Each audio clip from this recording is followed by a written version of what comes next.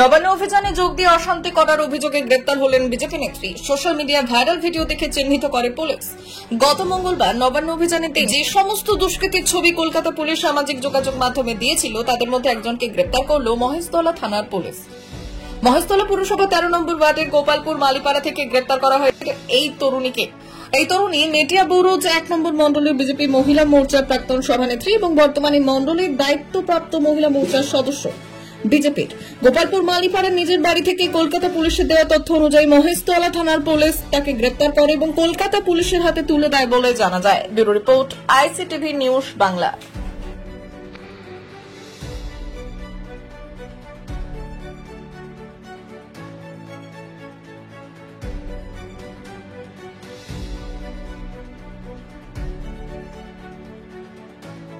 দেখুন, রিঙ্কু সিং আমাদের মহিলা মোর্চার একজন কার্যকর্তা, দীর্ঘদিন ধরে বিজেপিটা করছে, কিন্তু আজকের মহেশতলা থানা কি কারণে কেন অ্যারেস্ট করেছে আমরা এখনো সে বিষয়ে জানি না। তবে আমরা খোঁজখবর নিয়ে দেখব।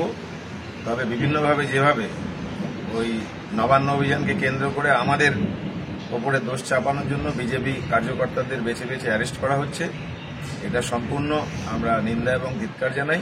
রিঙ্কু সিং ওইরকম কাজের সঙ্গে কোনো যুক্ত আছে বলে আমার জানা নেই। তবে আমরা বিষয়টা খোঁজ খবর নিচ্ছি, এটা ফাঁসানোর চক্রান্ত।